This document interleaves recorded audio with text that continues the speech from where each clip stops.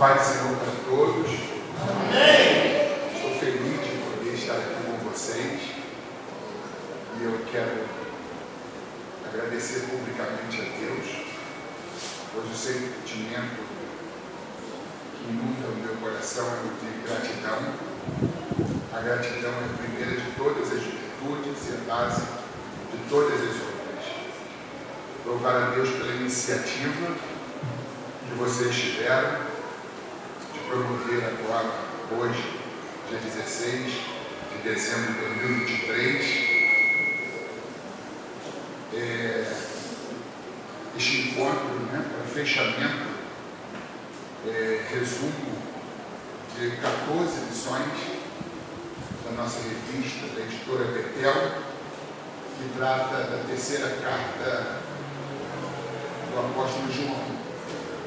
Uma carta curta, de apenas 15 versículos, escrita a um obreiro chamado Gaio, uma mensagem forte, contundente,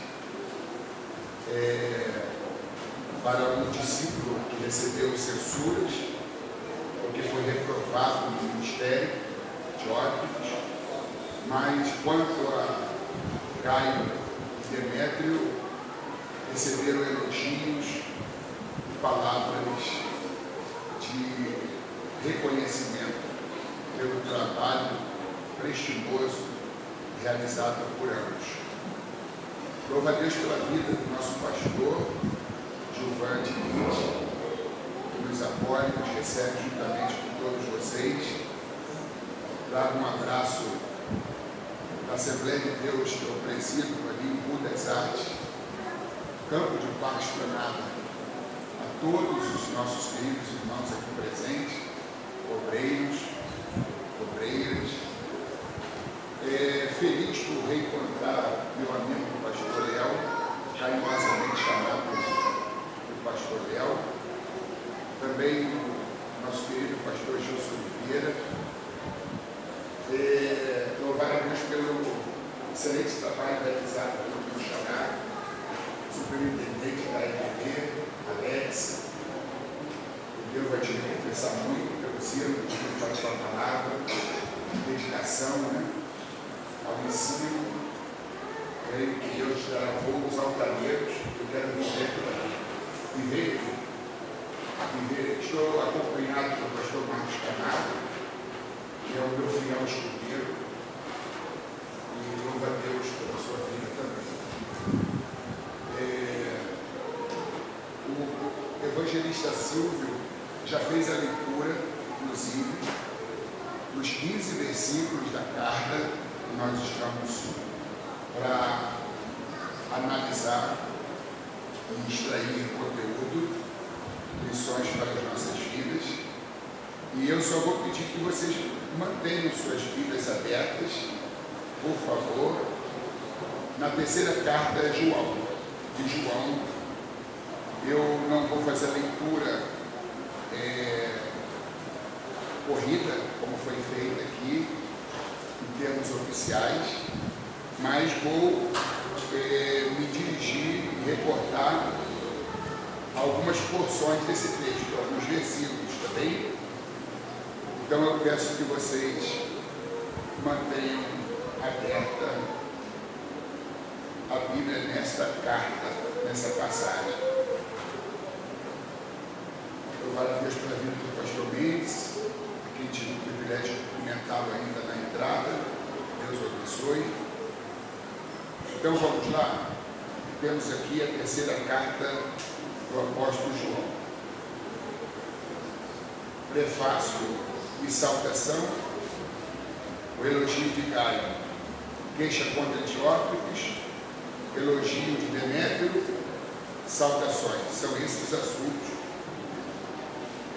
relacionados à terceira carta do apóstolo João. Então, o primeiro versículo, quero destacá-lo aqui. O presbítero ao amado Gaio, a quem em verdade eu amo.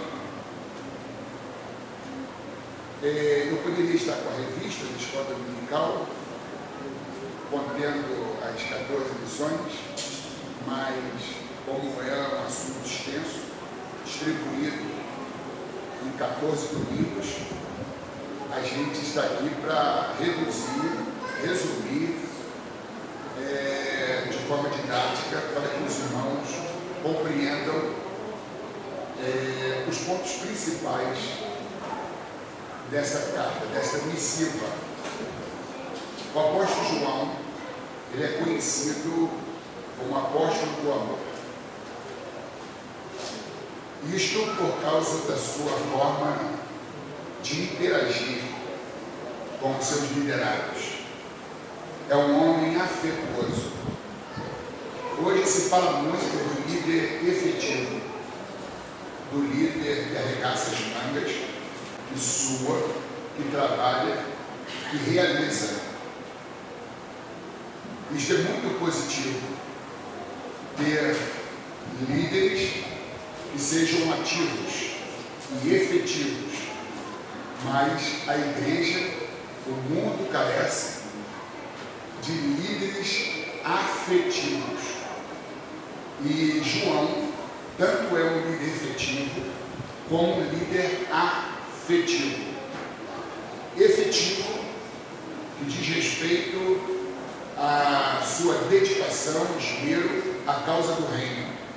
É um apóstolo trabalhador, que se coloca na posição de obreiro, que realiza, trabalha, que executa tarefas pertinentes ao reino. Mas ele é afetivo porque no trato ele demonstra amor, ele demonstra respeito, ele demonstra consideração pelo rebanho e pelo corpo de obreiros. Daí, com muita frequência, quando você lê essa carta, você identifica a palavra amor. Quando ele se dirige a Gaio, ao seu destinatário, para quem ele escreve, ele diz ao amado Gaio. Logo depois ele diz, em quem na verdade eu amo. Não é um amor de boca para fora, é um amor verdadeiro, e em verdade eu amo. Ou seja, não amo de mentira, eu não amo de boca para fora, não é um amor verbalizado apenas, não é um amor fake, não é um amor superficial, artificial, é um amor legítimo, é um amor verdadeiro, a quem em verdade eu amo. E a gente deve procurar saber o peso, a forma, a legitimidade do nosso amor. Se não é um amor declaratório, verborrágico, eu amo, um amor banalizado, porque às vezes por força de expressão a gente diz que ama, mas na prática é o que João está demonstrando aqui. Ele ama de verdade, ele ama com o coração, não é algo artificial, superficial, mas que parte das suas entranhas, de dentro, da parte mais recôndita, profunda do seu ser. E aqui diz o presbítero ao amado Gaio, a quem em verdade eu amo. Amado, pela terceira vez, a gente identifica a palavra amor aqui. Isso se chama trato afetuoso. Olha a forma respeitosa, carinhosa, empática, com que ele se dirige ao seu liderado, amado. E às vezes a gente vê que falta esta linguagem afetuosa. Eu digo que João foi um líder não só efetivo, mas afetivo. Por quê? Porque a palavra afeto significa aquilo que me afeta. E João era um líder que colocava o seu coração no rebanho. Era um líder que colocava o seu coração nas pessoas. Era um líder que colocava o seu coração na igreja. Logo, tudo que de ruim acontecia na vida da comunidade ou na vida de alguém, ele sentia dor, como se dele fosse. Por empatia, que é a capacidade de se colocar no lugar de outrem e sentir o sofrimento, a pressão, a dor, a doença, a tristeza, a angústia, a desventura que o outro está sentindo. Então João é um pastor de alma. Ele não se tornou um profissional da fé, onde as coisas acontecem no automático. Carl Gustav Jung é um psiquiatra neo-freudiano, psicanalista, pai da psicologia analítica, nascido em 1875, morto em 1961, cerca de 7 anos antes de eu nascer, 6 anos antes de eu nascer. Ele tem uma fala que diz assim: conheça todas as teorias, domine todas as técnicas, mas quando tocar numa alma, seja apenas uma outra alma humana. E eu gostaria que vocês repetissem comigo. Digam assim comigo: conheçam todas as teorias. Conheça todas as teorias. Domine todas as técnicas. Domine todas as técnicas. Mas quando tocar numa alma, seja apenas outra alma humana. Você conhece pessoas que têm um conhecimento, um notório saber, conhece todas as teorias, pessoas intelectualizadas. Você conhece pessoas que dominam todas as técnicas, um conhecimento diversificado, plural, que tem competência para operacionalizar disciplinas, conteúdo de sobra, informação sobeja, mas não tem coração.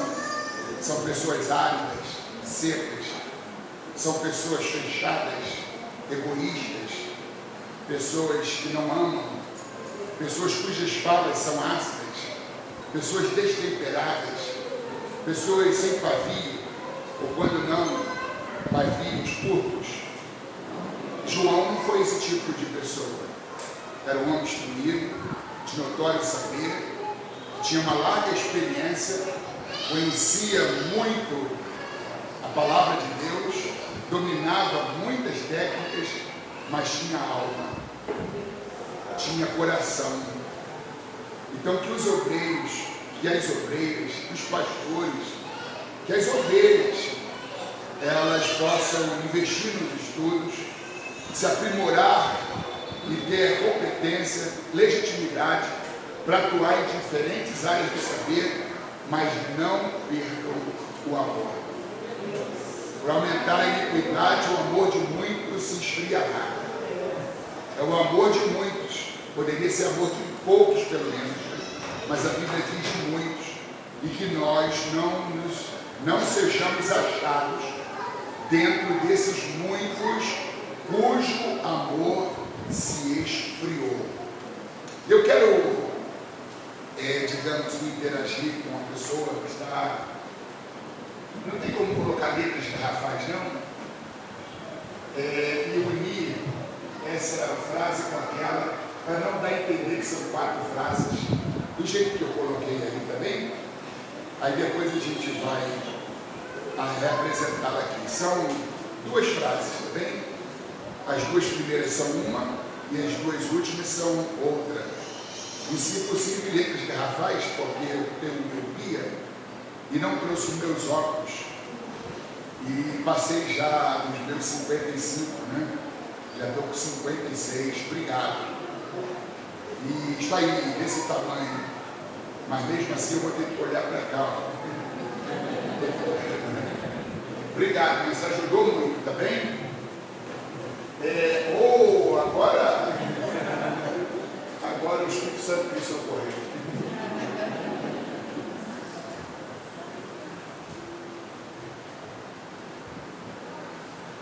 Então, esse quando tem como ficar lá em cima, na parte de cima, as duas primeiras frases são uma e as duas últimas frases são outra frase. Ok? Dá para fazer assim?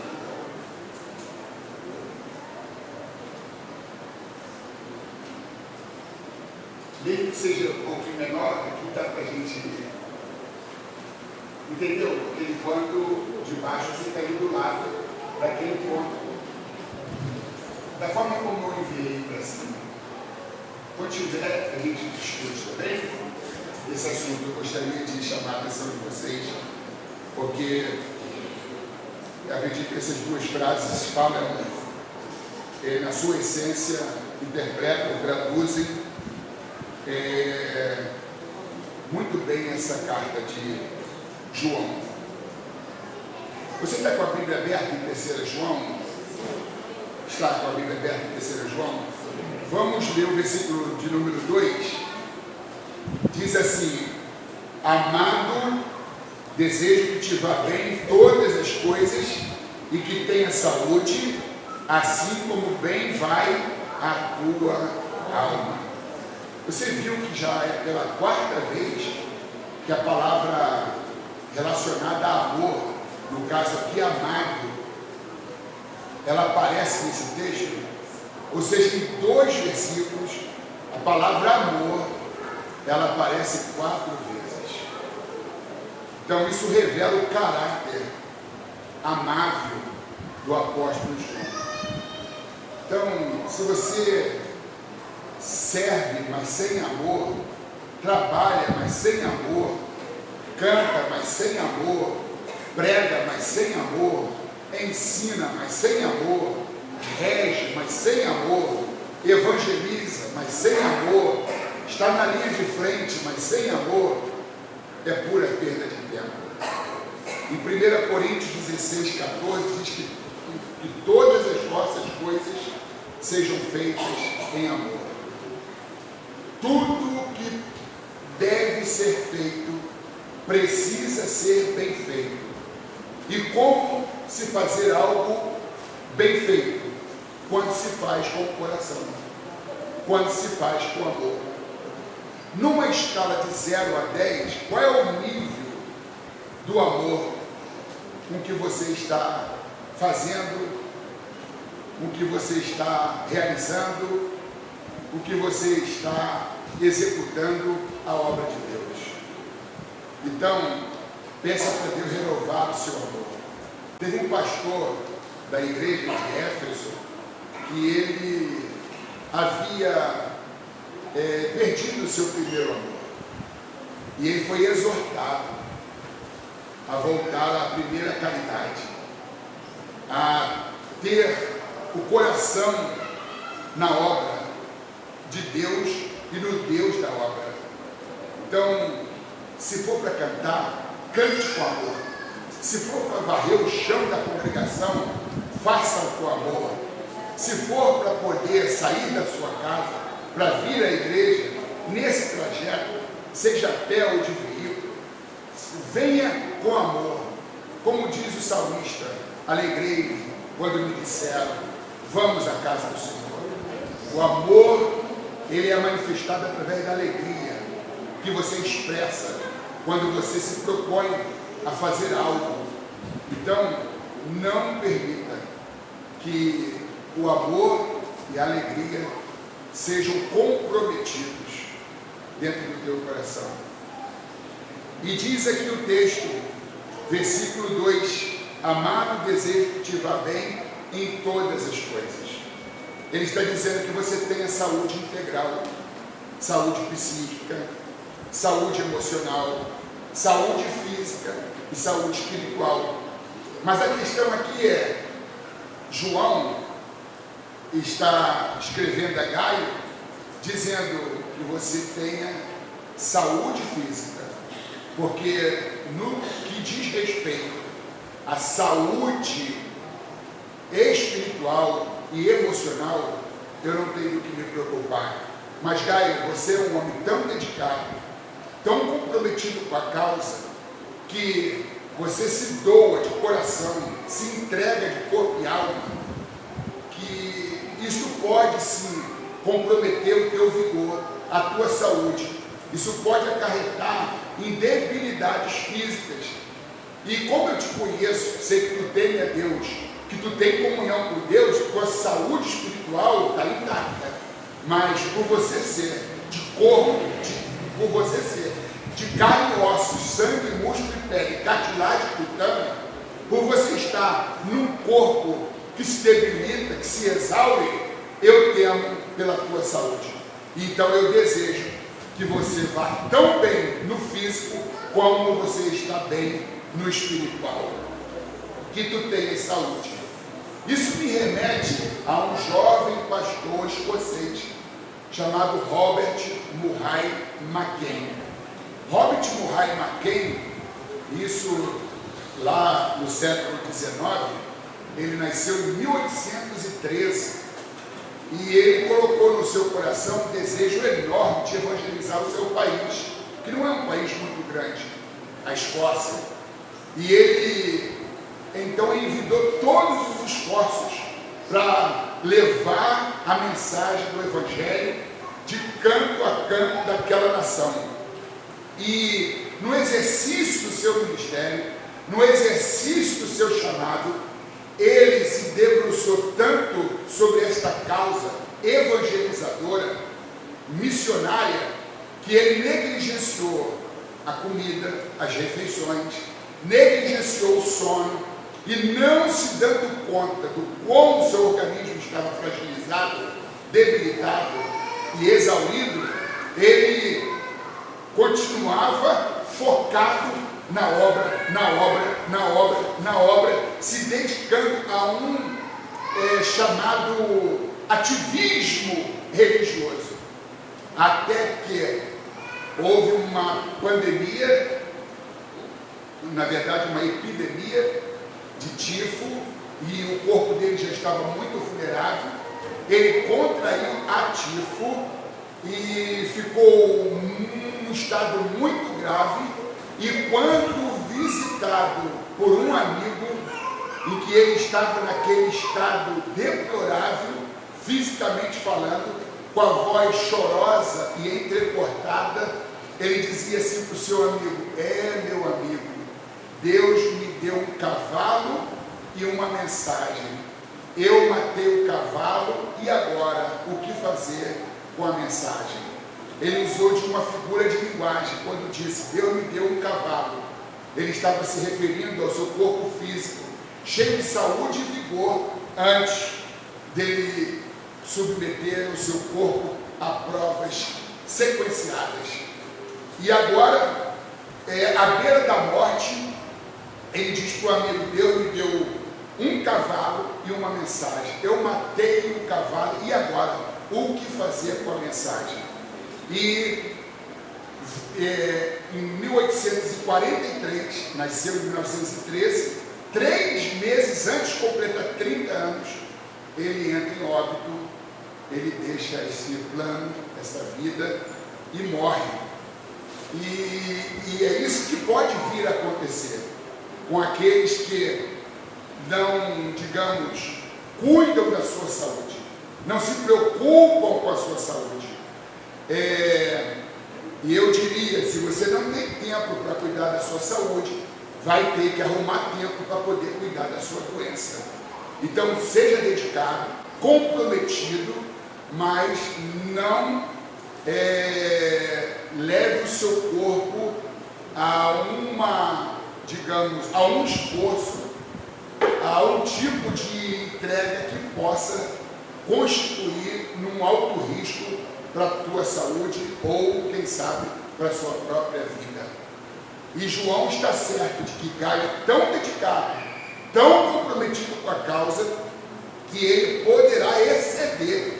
Então ele está dizendo assim, que tu tenhas saúde no físico, porque no tocante à sua saúde espiritual, eu não estou preocupado. Mas se cuide, se cuide, se cuide. Aí no versículo de número 3, vamos lá, o versículo de número 3, porque muito me alegrei quando os irmãos vieram e testificaram da tua verdade, como tu andas na verdade. Quero destacar aqui duas palavras: alegria e verdade. Só elogios, né? Nós vemos aqui um líder, João, um liderado, Gaio. Então, um pastor que escreve a um obreiro, e João está falando da alegria que havia no coração de Gaio. Versículo de número 3: porque muito me alegrei quando os irmãos vieram testificar da tua verdade, como tu andas na verdade. João está dizendo: estou feliz, porque as informações que eu tenho tido dos obreiros e do rebanho que você cuida, que você apacenta, têm sido lindas e maravilhosas. João não está dizendo as informações que você tem me trazido, ou seja, não digamos, Gaio dizendo eu ando na verdade. São as suas ovelhas, são os seus obreiros dizendo sobre o seu pastor local. João, apóstolo, o nosso pastor local, ele tem andado na verdade. Ele não só ensina, mas ele vive, ou ele procura viver o que ensina. E não é alguém que está falando bem de si mesmo. A Bíblia diz em Provérbios 27:2, se não me trai a memória: louve-te o estranho e não a tua boca, os estrangeiros e não os teus lábios, porque é uma coisa ridícula falar bem de si mesmo. Pensa alguém assumir essa tribuna, no caso eu, em chegando aqui vou falar das minhas virtudes, das minhas conquistas, das minhas competências, púlpito é feito para exaltar a Cristo. Então o pregador tem que se esconder atrás de Cristo e não esconder Cristo atrás dele. Estamos vivendo hoje numa época em que ministério deixou de ser serviço para ser servido. Ministério não é ser visto, ministério é serviço. E as três doenças mais crassas que nós encontramos hoje no século 21 são holofotite, pulpinite e microfonite. Existem pessoas que acreditam que o reino de Deus, a obra de Deus, se constitui em holofote, luz de ribalta, em microfone e em púlpito. A obra de Deus é muito mais do que aparência, do que visibilidade. A obra de Deus acontece nos antros de prostituição. As obras de Deus acontecem na Cracolândia, porque onde abundou o pecado, superabundou a graça.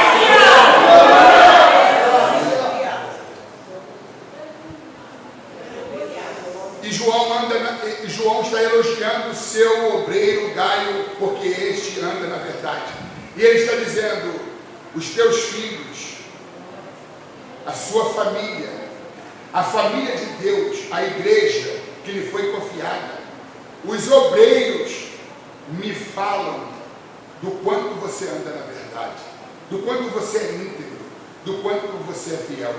Não é Gaio que está falando disso, não é Gaio que está falando isto dele próprio, são as pessoas que estão dando testemunho de Gaio perante o apóstolo. Então Deus faz com que as pessoas estratégicas, elas saibam a teu respeito quem na verdade você é, o que você está fazendo. Você não quer publicidade, você não quer visibilidade, você é despretensioso, trabalha porque ama, trabalha porque sente-se bem em servir o seu Deus, mas isto terá repercussão. Deus trará à luz, Deus trará ao conhecimento de muitos, e você vai se tornar uma referência, um paradigma, você vai se tornar um exemplo a ser imitado. E por falar em exemplo, vamos às duas frases que a gente vai conseguir aqui. As duas primeiras, ótimo. Diz assim, ó: quando vires o homem bom, tente imitá-lo. Quando vires um homem mau, examina-te a ti mesmo. Vamos ler? Quando vires um homem bom, examina-te a ti mesmo. Essa frase é de autoria de Confúcio, um sábio chinês, professor de ética, que viveu 500 anos antes de Cristo. quando vires um homem bom, tente imitá-lo. Quando vires um homem mau, examina-te a ti mesmo. Quando a gente lê essa carta de João, endereçada a Gaio, nós percebemos que aqui nós temos alguns homens bons, a exemplo do próprio apóstolo João. Fizemos menção há pouco do quanto ele é, digamos assim, cheio de amor. Daí ser conhecido como apóstolo do amor. E Gaio também é uma pessoa muito amável. Gaio também é uma pessoa exemplar, a quem João só tece comentários elogiosos. Há um outro discípulo que nós vamos encontrar aqui, ele é citado, chamado Demétrio. É um discípulo também amável, trabalhador e dedicado. Então, só nessa carta, temos aqui João, Gaio e Demétrio. Quando vires um homem bom, e essa carta a gente vê 3, tente imitá-lo. Tome João como tua referência. Tome Gaio como teu modelo. Tome Demétrio como seu exemplo. E tente imitar estes 3 homens, porque eles são referenciais, eles são paradigmas, eles têm uma conduta padrão, digna de ser imitada. Agora, quando vires um homem mau, examina-te a ti mesmo. No versículo 9 e também no versículo 10, João cita um obreiro chamado Diótrefes, que procurava ter entre os irmãos o primado, a primazia. E a Bíblia diz que ele lançava palavras insultuosas ao líder maior, no caso o apóstolo João. Porque João havia, como diz aqui o versículo 7, pelo seu nome saíram, nada tomando dos gentios. O apóstolo João está fazendo menção dos evangelistas itinerantes, dos missionários designados por ele, para diferentes comunidades de fé, para uma força-tarefa evangelizadora e missionária. Então João está recomendando a Gaio que receba esses irmãos na sua congregação, recomendando a Demétrio que também receba esses irmãos para uma força-tarefa evangelizadora e lhes dê o devido apoio, o apoio necessário. E João recomenda a Diótrefes que faça o mesmo. Só tem que Gaio obedece João e acolhe os missionários. E Demétrio obedece o apóstolo João e também, de igual modo, mobiliza a sua congregação para poder apoiar os evangelistas itinerantes enviados pela autoridade maior eclesiástica que era João. Mas tinha um manda-chuva numa igreja local que era Diótrefes, assim, ele manda lá na sede. O apóstolo João manda lá no seu curral. Aqui quem manda sou eu. E os irmãos, sabendo que a ordem partiu do líder maior, se mobilizaram às escondidas e disseram assim: nós não vamos deixar que os missionários fiquem sem um teto para se abrigar, ou sem algo para comer. E eles então se comunicaram entre si e começaram a receber um e o outro daqueles que haviam sido enviados. Só tem que a informação chega a Diótrefes e ele fica encolerizado. Ele é um cara que cobra obediência, mas não obedece. Ele exige dos outros aquilo que ele não tem para dar. Ele é um hipócrita, ele é um rebelde e ele fica amargurado, envenenado. E sabe o que ele faz? O versículo 10 é um dos versículos mais tristes da Bíblia. Você está com a Bíblia aberta na terceira carta de João? Vamos ler então o versículo 9. Depois a gente se prende no versículo 10. Tenho escrito à igreja, mas Diótrefes, que procura ter entre eles o primado, não nos recebe. Ele não recebe a comitiva enviada pelo pastor principal, pelo líder principal, pelo apóstolo João. Ele breca, ele peita, ele resiste, ele desobedece uma ordem. Mas os irmãos, furtivamente, recebem a comitiva.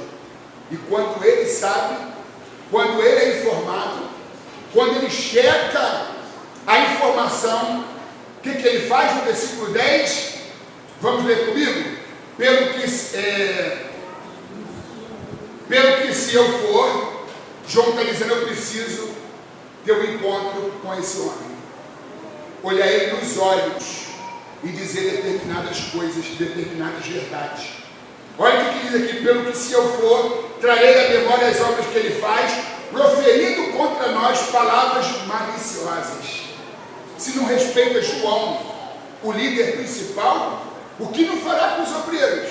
O que não fará com as pobres ovelhas? Se peita João, como não vai tratar as ovelhas? Aí diz assim, ó, e não contente, esse tipo de gente nunca está contente, está sempre revoltado, mal-humorado, está sempre nervoso, não contente, não recebe os irmãos, não é receptivo, não conhece a bênção da hospitalidade, que no Antigo Testamento muitos hospedaram anjos sem saber que eram anjos. E diz assim, e impede os que querem recebê-los. Ele não só recebia, ele não só não recebia os irmãos, como ele impedia que outros os recebessem. Agora, a frase mais triste, ou uma das frases mais tristes da Bíblia, está no final do versículo 10. O que diz aí? E os lança fora da igreja. É tão difícil para colocar dentro da igreja, para colocar fora. Basta um rompante, basta falar sem filtro, basta dar lugar à ira, basta uma indelicadeza, um insulto, uma palavra pejorativa, e os lança para fora da igreja. Esse é o diótrofo, esse é o discípulo, né, que faz o que quer, que age de maneira arbitrária, é um déspota, um manda-chuva de uma igreja local, é uma pessoa que não tem bom trato, é uma pessoa desequilibrada, emocionalmente desequilibrada, e ele os lança para fora da igreja. Isso é muito triste. E João, então, está a par do comportamento desta figura déspota, deste pequeno manda-chuva, deste homem que se julga o mandatário da obra de Deus. Aí tem a segunda parte dessa fala. Pode colocar aí para mim, por favor? A segunda parte do tema, esse é o tema e o subtema. Vamos ver aqui. Subtema está aí? Isso, muito obrigado.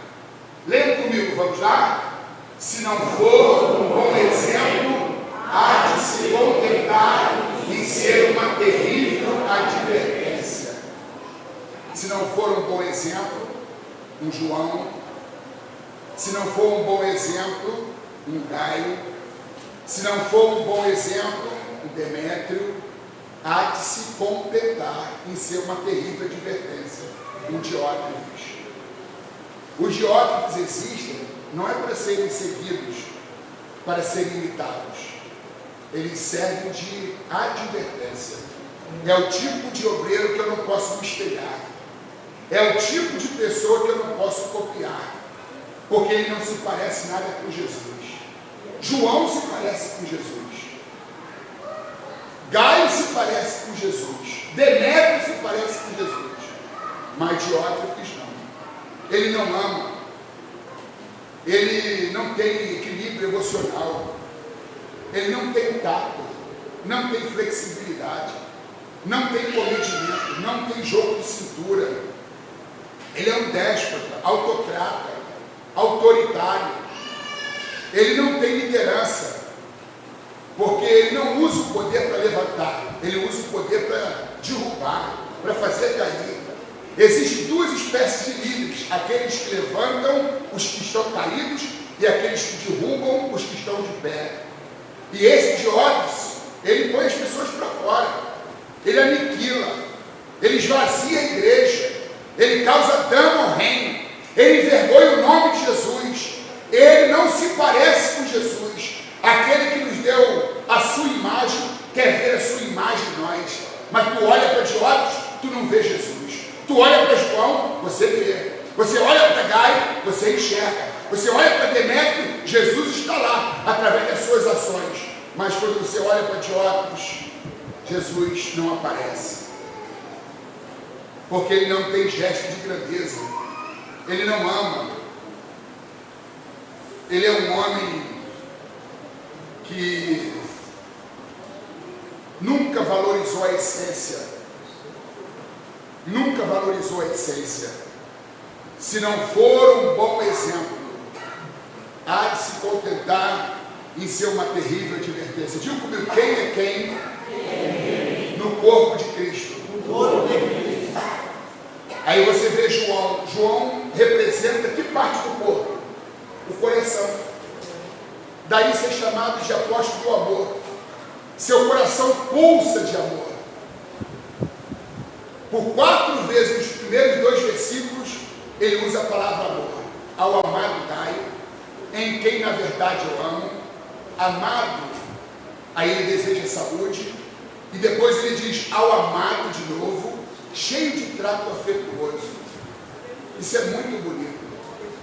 João, ele é o corpo, ele é o coração do corpo de Cristo na terra. Ele é o apóstolo do amor. E Gaio representa as mãos, porque ele é ativo, prestativo, trabalhador, realizador.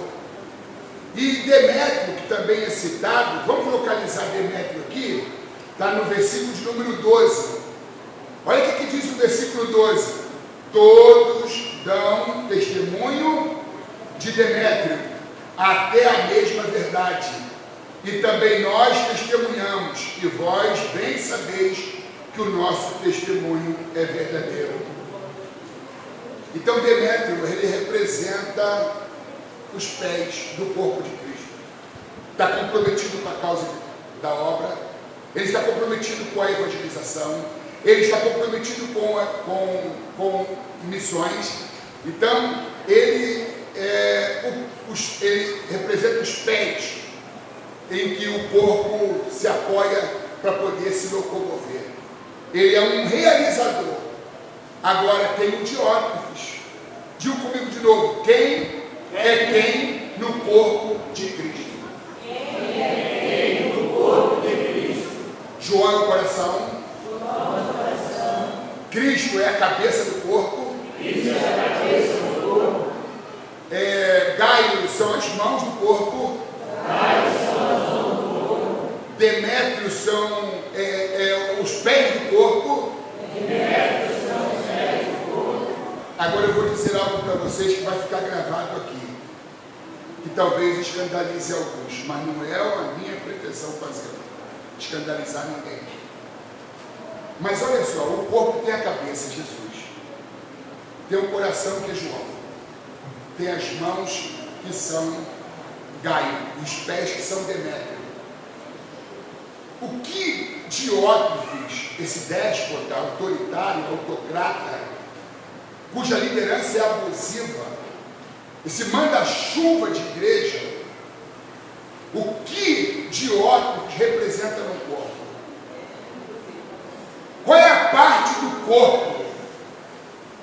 Ele é aquela parte que faz o serviço sujo. Ele usa de palavras maliciosas contra o líder maior. Ele expulsa os menores da casa de Deus, pondo-os para fora. Me perdoe a expressão que eu quero usar aqui. Ele é o orifício anal rugoso do corpo de Cristo. Mas o corpo de Cristo tem orifício? Tem. Você imagina um homem desse tamanho, 1,90 m, 145 quilos, que se alimenta 3 vezes por dia, sem orifício. Eu só coloco para dentro e para onde vai? Então tem gente que é orificional do corpo, é aquele que se rebela, é aquele que manipula, é aquele que transtorna a cabeça dos neófitos, é aquele que induz, é aquele que semeia contenda entre os irmãos, é o fiofó do corpo de Cristo. É uma palavra feia, talvez escandalize alguns, mas existem pessoas que estão na obra de Deus, plantadas por Satanás, para trazer danos à obra de Deus, enquanto tem João, Gaio, Demétrio, trabalhando, se esforçando para ajudar, tem o Diótrefes para espalhar, para lançar fora, para lançar fora, para lançar fora, para lançar fora. Se você entendeu e se você crê que é assim, pode aplaudir a Jesus.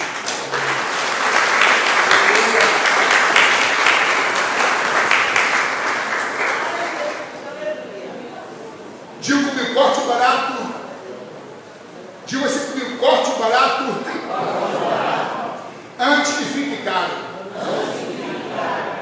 Aí João começa a pensar, eu tenho que procurar na agenda uma data, um dia e hora, para eu estar tete a tete, usando de uma gíria, né?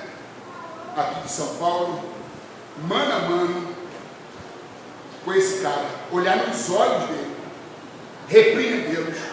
repreendê-lo, falar com ele sobre a sua liderança abusiva, conscientizá-lo do quão errado ele está, porque eu não vou permitir que ele continue trazendo dano à obra de Deus. João não é omisso e nem covarde, ele não faz vistas grossas. Ele vai se ver com Deus. Não, ele tem responsabilidade. Ele é o líder. Ele não pode permitir que alguém esteja em algum lugar colocando as pessoas para fora até as portas se fecharem. Então ele diz assim, eu vou procurar estar pessoalmente com esse indivíduo. Eu preciso ter algumas tratativas. Eu preciso colocar as coisas no seu devido lugar. Digo mais uma vez que o corte barato, antes que fique caro. Aí, irmãos, tem uma frase que eu quero usar aqui, de um escritor português, prêmio Nobel em literatura em 1998, e que nasceu em 1922 e morreu em 2010. José Saramago. José Saramago, ele tem uma frase que diz assim: a única maneira de liquidar o dragão é lhe cortar a cabeça, aparar-lhes as unhas não serve de nada. Diga assim comigo: a única maneira de liquidar o dragão é lhe cortar a cabeça, aparar-lhes as unhas não serve de nada. Existem líderes, pastores, que são manicures de dragões. Claro que o dragão é uma figura mitológica. Não há registro na história da existência de dragão, mas na cultura chinesa e em muitas literaturas ele é retratado como aquele monstro que cospe o fogo, tem presas enormes e causa danos, ferimentos, fazendo vítimas. E dentro da filosofia, da figura de linguagem, isso é cabível. A única maneira de liquidar o dragão é cortar-lhe a cabeça. Aparar-lhes as unhas não servem de nada. Aí em algum lugar tem um dragão de terno e gravata na frente da obra, sangrando os irmãos, fazendo vítimas, ferindo, cravando as unhas, machucando, humilhando, espizinhando desenvolvendo transtornos mentais, deixando pessoas depressivas, ansiosas. Isso acontece hoje contigo. Aí o líder maior é informado, ó, está machucando, ferindo e sangrando. Tem que deter. Aí chama para uma tratativa no gabinete. Chama o dragão, aí o dragão vem. Sente aí, estou sabendo que você está ferindo, está machucando, está sangrando os irmãos. Já vieram muitos aqui para falar dos seus abusos. Não, não é bem assim. É que eles me pintam como se eu fosse um dragão, um monstro, mas não se trata disso. Aí o líder chega e diz assim, bota as unhas para fora. Aí ele põe aquelas unhas enormes, algumas até sujas de sangue, de diácono, de novo convertido, da irmã, do irmão. Aí o líder vai e pega o kit de manicure. E o que tem no kit? Acetona, lixa, algodão. Me ajude aí. Alicatezinho de unha, tesourinha, mais alguma coisa? Temos manicures aqui? Mais o que? Lixa, já falei lixa. Me ajude aí. Mais alguma coisa? Esmalte, já falei também. Aí o que acontece? Bota as mãos. Aí o líder principal vai lá e corta as unhas, lixa as unhas. Aí deixa as unhas curtinhas. Aí ele vai por 15, 18, 20, 25 dias, ele não fere, machuca ninguém, mas 30 dias depois, as unhas já cresceram. 45 dias depois, as unhas já cresceram. E ele se esquece das informações, dos conselhos. Na verdade, lá, enquanto ele estava perante o líder, ele entrava por aqui e saía por aqui. Só estava esperando as unhas crescerem para fazer novas vítimas. Aí ele faz novas vítimas, é chamado de novo. Aí o líder, manicure de dragão, pega o kit, faz a unha de novo. Aí a cada 45 dias, quem está lá? O Dragonation. E quem está lá? O pastor manicure de dragão. Para fazer as unhas. Aí, irmãos, eu quero fazer uma aplicação aqui. A única maneira de liquidar o dragão é cortar-lhe a cabeça. Não é partir para a violência, pegar uma espada, uma faca, uma peixeira, literalmente falando, e cortar a cabeça. Não é isso, não. É cortar o mal pela raiz. Corte barato antes que fique caro.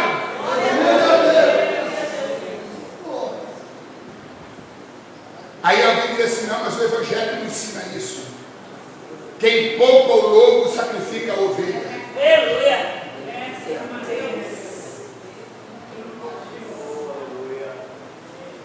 Quem poupa o lobo sacrifica a ovelha. Quando Deus disse assim para o profeta Samuel, eu tenho rejeitado Saul. Ele é contumaz, desobediente. Ele já extrapolou demais. Eu tenho rejeitado. Vai na casa de Jessé, o belemita, porque dentre os seus filhos eu tenho me provido de um novo rei. Aí Samuel diz assim, mas Senhor, em Saul sabendo que eu vou constituir um novo rei, ele vai me matar. Olha o que Samuel está falando. Está falando da índole do rei, que era capaz de matar um profeta, sacerdote, juiz, como no caso de Samuel. Se ele soubesse, Samuel estava indo a mando de Deus ungir um novo rei. O que tu espera de um rei, de um líder, que pode matar um profeta de Deus, porque esse profeta recebeu uma ordem de Deus e está executando a ordem de Deus? O que espera de um homem desse? Aí Samuel, mesmo sabendo do risco de morrer na mão de um déspota, de um louco, ele ficou com dó.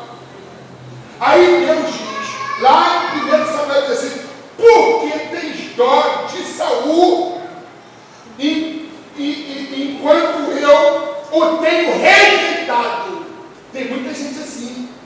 Não sei se é ingenuidade, se é acúmulo de neurônios imbecilizantes do cérebro. Eu não sei que tem dó de quem Deus não tem dó. Não podemos alimentar a deslealdade contra nós mesmos. Quem poupa o lobo sacrifica a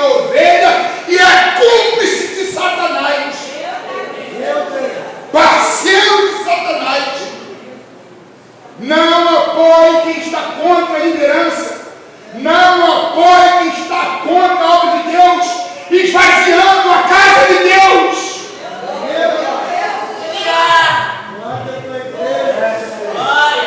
Samuel tem dó. Samuel está com dó. Por quê? Tu tens dó de Saul se eu tenho rejeitado, para que não seja mais rei perante mim. Você é melhor do que Deus, né? Melhor do que Deus. Deus disse não, você disse não, é sim. Deus diz tira fora, você não, você põe para dentro. Você dá cargo. Você apoia. Você consagra.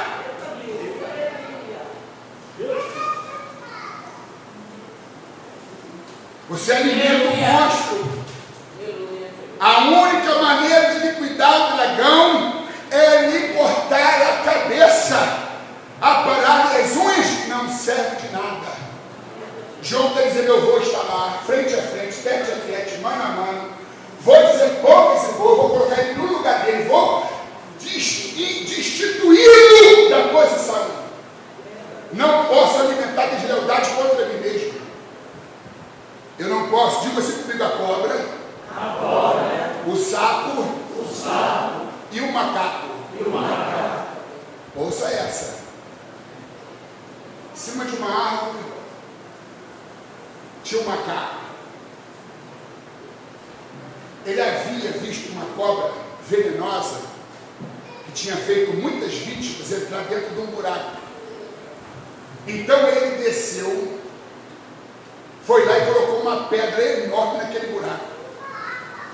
2 dias depois, um transeunte, um sapo, passa naquele lugar e ouve uma voz cansada, dizendo assim, socorre-me, socorro, me salva. Há alguém aí do lado de fora está conseguindo me ouvir? Por favor, me tire daqui. E o sapo, que não conhecia a história de maldade praticada por aquela serpente, o quão ela havia inoculado veneno em diversas vítimas, matando-as, o macaco resolveu o problema, porque a partir daquele dia que ele sepultou a cobra viva, ela não faria novas vítimas. Mas o sapo, ingênuo, cheio de neurônios imbecilizantes, tapado, ficou com peninha e ficou caçando a voz. De onde vem essa voz? E ficou para lá e para cá, até que percebeu que via exatamente onde estava aquela pedra enorme. Aí ele colocou o ouvido ali e ouviu, socorre, tem alguém aí fora? Eu estou sem ar. Já são 2 dias que eu estou aqui, respirando com dificuldade. Eu não vou resistir muito tempo. Me tira daqui. Aquele sapo condoído, compadecido, começou a forçar a pedra. Mas a pedra era grande. Forçava a pedra era pesada. E ele não conseguia, nem dava esforços. E persistia, tanto insistiu, que acabou milimetricamente afastando a pedra, ficou uma fresta. Aí sai de lá esbaforida, catando ar, uma serpente, uma cobra venenosa. Aí fica ali, se refazendo, até que recobra o fôlego. Quando ela está bem, ela arma o bote, olha para o sapo, e o sapo diz, dona cobra, não é possível. A senhora está pensando em me dar o bote, inocular o veneno em mim, comer? Sim, eu sou serpente. Aí quando o macaco que estava lá naquela mesma árvore viu que o sapo ia dançar, quem dançou foi o macaco. Epa! E veio falando palavras, jogando-as ao vento, e disse, eu estou com a cobra está certa, eu apoio a cobra. Aí a cobra ficou lisonjeada, macaco cheio de álibi, conversador, eloquente, elogiando, aí ganhou a confiança da cobra, a cobra ficou toda inflada. Eu estou certa? Está certa. Aí o sapo diz, não, sapo, eu salvei a cobra, e agora quer me matar, isso não está certo. Não, a cobra está certa. Aí parecia um diretor de cinema, ele disse assim, vamos reconstituir a cena. Como que aconteceu quando a senhora foi presa nesse buraco? Ah, eu entrei para descansar, alguém foi e colocou essa pedra enorme. Então vamos reconstituir. A pedra está fora do lugar, a porta está aberta, entra. Ela entrou ingênua, ele foi lá e colocou a pedra de novo. Chegou para o macaco e disse, macaco, aprenda uma lição. Cobra não se salva. Até uma pequena cobra é uma cobra. E a pior cobra não muda de pele, muda de cabelo, de roupa, de vestido, de terno, de gravata.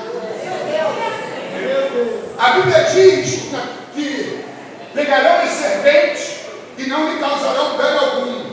Ou pegarão as serpentes, né? Beberão coisas mortíferas e não causarão dano algum. Pegarão as serpentes, quem sabe? Se a gente não fica pegando a serpente, participou, e a gente nem sabe que é serpente.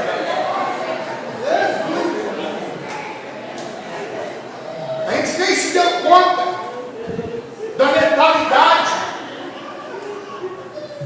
Aí eu espero que Deus, que trouxe esse carioca para São Paulo, que já mora há muito tempo lá em Budas Artes, Deus trouxe esse macaco para dizer ao sábio que está aqui dentro que cobra não se salva. Ouça o conselho desse macaco. Pelo tamanho do gorila, né? Pelo tamanho do macaco, é.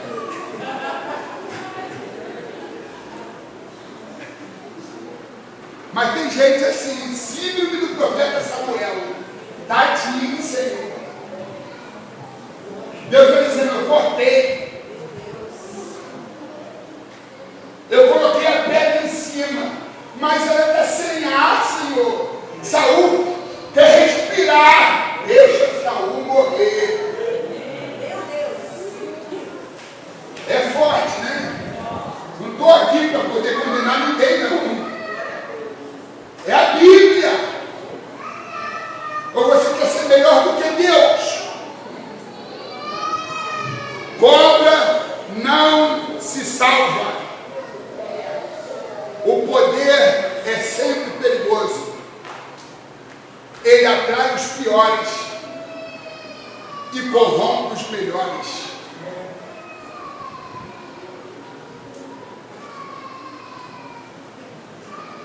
E eu quero terminar aqui a minha fala. Não vou cansar vocês não. Mas é conscientizá-los.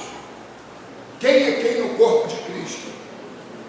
Jesus é a cabeça do corpo. João é o coração. Gaio são as mãos. Demétrio são os pés. E Diótrefes você já sabe o que é. E você? Quem é quem no corpo de Cristo? Digo assim, eu você e o escape. O escape é aquele negócio lá feio. Irmãos, que eu seja o dedo mindinho, não tem problema, é uma honra. Eu só não quero ser o escape do corpo. Que eu seja a mão, o pé, mas o escape, estou fora. Eu estou aqui para amar, para trabalhar, para perdoar, para ajudar e não para atrapalhar.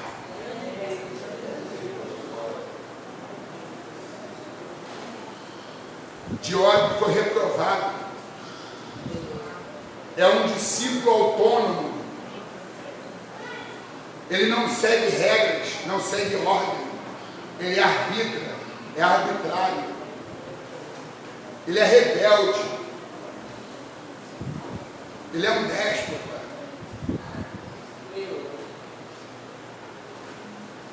Ele não obedece a Deus, não obedece a Jesus, não obedece ao seu apóstolo. ele é um infeliz. E ele inferniza a obra, a vida do líder. Diga assim comigo: gente feliz, bem resolvida, não inferniza a vida de ninguém.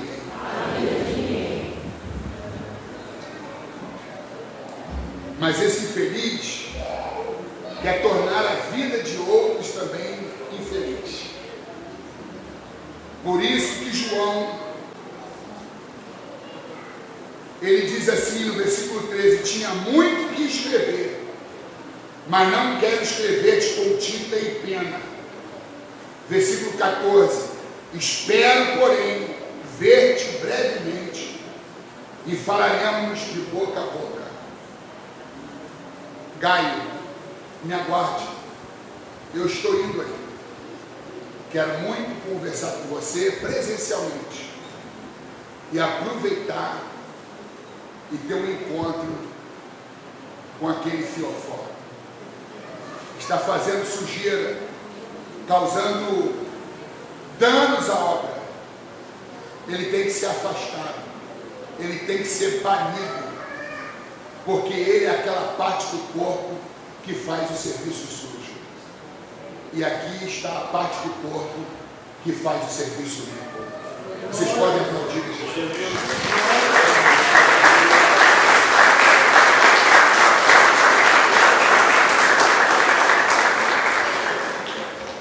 Não é bom ser a parte do corpo que faz o serviço limpo? Somar, acrescentar, contribuir, ajudar, apoiar. Meus irmãos, eu tenho 15 livros escritos e 12 estão esgotados. Eu agradeço a Deus por isso, né? Ruim se esses livros estivessem calhados.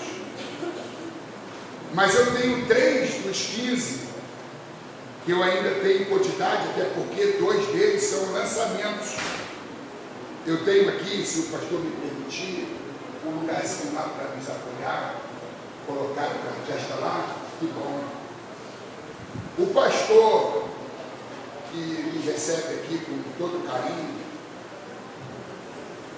Gilvan Diniz, inclusive já ficou até com uma cota antecipada. Não fiz nenhuma exigência, não faço. Vender livro, oferta, isso é o pastor que me convida, que decide. Eu vim aqui para ser um instrumento na mão de Deus. Não vim nem para vender livros, mas eu sei que esse livro pode ajudar muito as pessoas que sofrem transtornos mentais, principalmente depressão. Esse livro, Depressão no Altar, quando pastores e obreiros precisam de ajuda. Há mais de 22 anos, eu tinha no meu coração o desejo de lançar esse livro. Há mais de 22 anos de pesquisa. Eu vinha costurando, eu vinha concatenando ideias.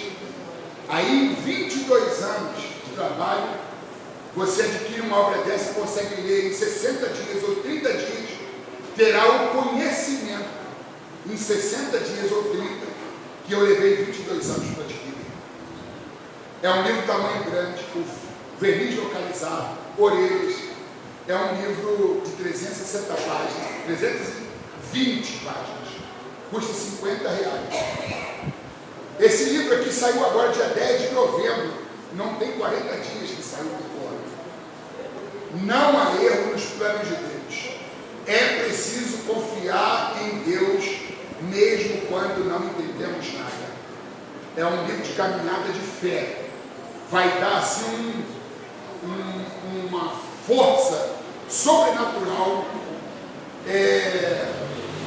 vai trazer assim, um impacto muito grande para você viver o que Deus planejou para você. Custa R$40. E esse livro, ele é de autoconfrontação. Como ser abelha no mundo de moscas, encarando os desafios da autodescoberta. Dos 5.000 livros deste aqui, hoje, eu só tenho 5 ou 6 muito pouco. Já está esgotando e eu não sei qual será o ano que a gente vai reeditá-lo, porque tem muitos na frente, aguardando a sua vez. Custa R$40 também, tá bem? Se você puder me ajudar e se ajudar, presenciar alguém que está sofrendo depressão, seja pastor, obreiro ou membro, alguém que tu ama, um membro da família, um amigo, faça isso, tá bem? Se você quer ter uma guinada extraordinária na sua vida, não há erro nos planos de Deus.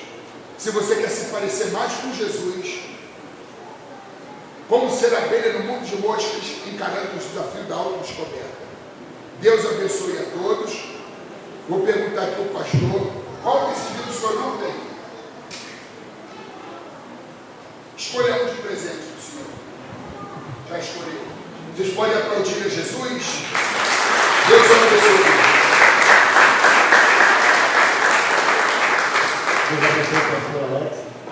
Essa mensagem maravilhosa. Importante estar aqui essa noite, sendo mão, sendo coração, sendo pé e não sendo idiotas. Todos os domingos de manhã sairemos aqui um pouco melhor. Né?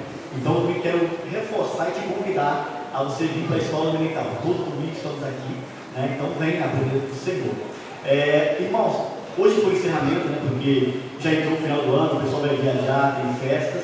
Então o pastor fez um resumo, né? Uma aula, uma extensão, né? Bem forte aí. Mas amanhã tem uma maratona. Então você que está aqui, você vai estar preparado para a maratona amanhã. Então você venha, porque vai ter a maratona bíblica, né? Eu quero agradecer mais uma vez para o pastor Alex Cardoso. A gente comenta às vezes aqui no dominical. O pastor é benção, conseguiu fazer 14 lições, né, de uma carta que tem 15 versículos, né? Só o Senhor pode abençoar seu ministério e continuar sendo abençoado. E os livros são bênçãos do pastor. Eu conheço mais esse, né? Queria conhecer os outros, mas não consegui comprar. É um pouco difícil comprar os livros do pastor. Então você que tem a oportunidade de comprar os livros. O pastor tem que trazer isso de uma forma muito extraordinária para o conhecimento as suas obras. Mas, irmãos, também quero falar que o Geilson também é uma bênção, irmãos. Porque o Geilson conseguiu fazer umas 60 questões da primeira carta de João. Né? Só o Geilson para fazer isso. É claro que as questões também tem a revista, né, Geilson? Mas o Geilson também é uma bênção na nossa vida. Então não deixe de vir aqui na nossa maratona amanhã. Amém, irmão? Eu não vou falar nomes para agradecer essa noite, mas quero agradecer todos em geral, os irmãos que receberam os convites, né, e vieram aqui. E eu creio que foi abençoado por essa mensagem tão abençoada dessa noite. Quero agradecer os irmãos que fizeram parte para que esse evento foi possível, né, irmão? Tem irmãos que trabalham na cantina, irmãos que trabalham na recepção, irmãos que trabalham divulgando. Que o Senhor possa compensar a vida de cada um. Amém? Quero botar para o Gilson, para falar aqui o Gilson. E vamos louvar também, né? Não está acabando não. Vai ter um louvor coral de. Quer falar uma coisa? Deixa eu falar um pouquinho aqui. Também para só eu não falar muito aqui. Pode ser, meus irmãos. Irmãos, nós também queremos agradecer a todos os nossos irmãos. Como faço as palavras do Alex, as minhas também, ao pastor Alex, nós somos privilegiados nessa noite, né? Nós estamos aqui com comentaristas da nossa revista do quarto trimestre desse ano. Estamos encerrando o nosso quarto trimestre com chave de ouro. Deus abençoe o pastor Alex, Deus abençoe o pastor Marcos, que acompanha o nosso pastor Alex, pastor Léo. Eu fico muito feliz sempre que vejo o pastor Léo. O pastor Léo foi que batizou nas águas, em 1994. Eu tinha 12 anos. O pastor me desceu, tem uma foto lá com 12 anos. Fico muito feliz por Deus, pastor Léo. Também, superintendente da escola dominical do Jandaia, Deus abençoe o irmão César. Nossos irmãos da escola dominical, os alunos da escola dominical, sabe, levanta a mão. Os alunos da escola dominical, os professores da escola dominical, superintendentes. Deus abençoe a todos os irmãos. Muito bom ter os irmãos aqui conosco, amém? Nós vamos passar por coral um hino para estar louvando o Senhor com um hino nessa noite e nós vamos sair e colhermos a nossa oferta, amém? Deus abençoe, meus irmãos.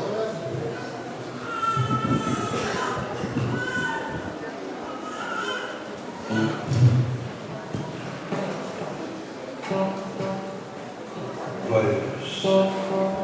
Vamos ficar de pé, meus irmãos, vamos adorar o Senhor nessa noite, mais um louvor. Esse louvor, vamos recolher uma grande oferta da casa do Senhor.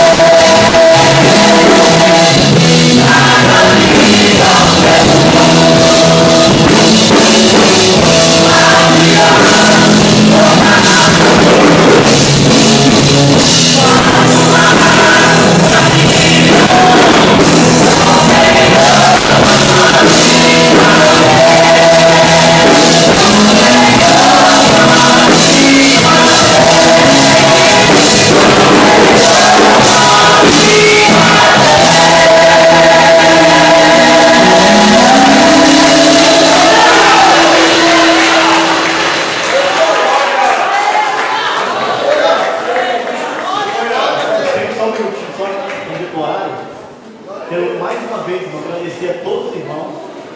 Também quero agradecer ao pastor Gilvan, que tem nos permitido esse trabalho. A gente muito ama a trabalho pessoal dominical e foi um prazer ter o pastor aqui comentarista essa noite e também ter a cada um. Eu falei, eu sou muito ruim em memória para nome, então não vou citar nome. Mas mais uma vez, a minha gratidão a cada pessoa que está aqui presente essa noite. Que o Senhor possa vir e recompensar a vida de cada um. Estou indo para o pastor Gilvan. Amado queridos irmãos, nós chegamos ao término deste trabalho. Também nosso presbítero, irmão César, apresentando o pastor Cleber, que não está conosco. Vamos dizer para ele. Quem é vindo cansado desse, irmão? Vamos dizer para ele. Pastor Gilson de Oliveira, muito obrigado, que diretor da igreja pessoal, um grande amigo, e Deus seja conosco, amém? E a minha família do Porto de Agradecer por toda a minha família, irmã Tadeu, minha filha, gente. Muito obrigado, pastor Alex, muito obrigado, que Deus continue te abençoando, amém? Por gentileza, coloque sobre os vossos pés, pastor.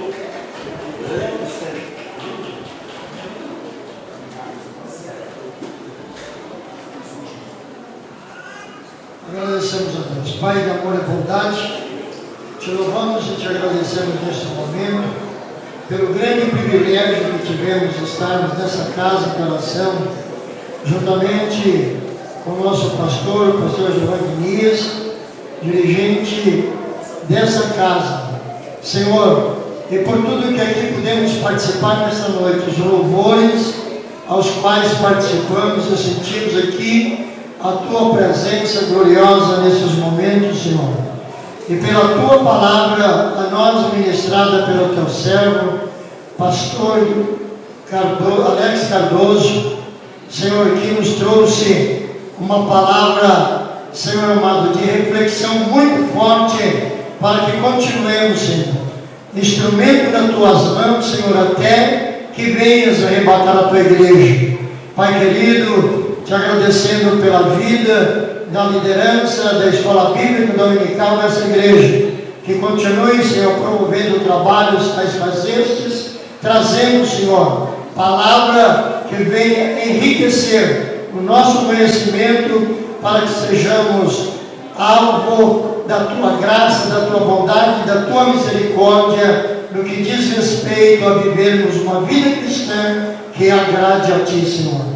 Pai querido, agora despede-nos debaixo da Tua potente mão, de volta aos nossos lares, guardando-nos de todo perigo, de todo mal, de todo acidente e de qualquer incidente, Senhor, nos proporcionando uma noite de paz, um repouso tranquilo, e que o dia de amanhã seja um dia de bênção e de vitória nos trabalhos que serão realizados em todas as igrejas, quer seja do nosso campo, do nosso ministério, em cada lugar que houver uma porta aberta no dia de amanhã, que seja a porta de bênção para aqueles que adentrarem a essas portas, em nome de Jesus. É o que te pedimos e te agradecemos, e todos dizem amém. Amado, deixa um sincero agradecimento a todos os irmãos que se disponibilizaram de estar na noite deste dia, junto aprendendo uma santa e eterna e bendita palavra. Aos obreiros locais, a todos nós deixamos o nosso sincero agradecimento. Quero pedir, irmão, por gentileza, não saia com pressa. Passa ali, tem o pastor Marcos, ele estará com a responsabilidade de estar vendendo o livro, e o pastor Alex está autografando o livro. Cara, não tem pressa de sair. Se tiver 50 livros, pode ficar certo que 50 livros vai ter a assinatura dele. Né, pastor Alex? Amém, Santo? Amado, eu quero dar a honra ao pastor Alex para estar nos abençoando com a bênção apostólica. Que a graça do nosso amado e meio Salvador Jesus Cristo, que o grande amor de Deus e a comunhão do Espírito Santo repousem sobre todos aqueles que amam e que aguardam o retorno de nosso Senhor e Salvador Jesus Cristo. Digam todos comigo. Amém. Glória a Deus.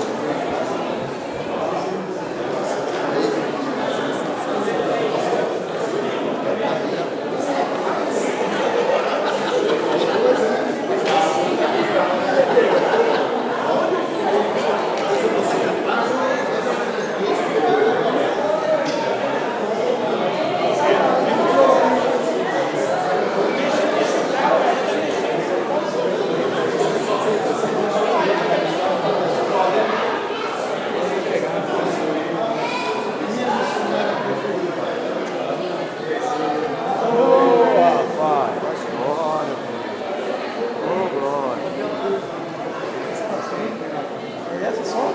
Dá pra ser pra aqui a chegar também. Já botou aqui. Sério? Essa subir lá no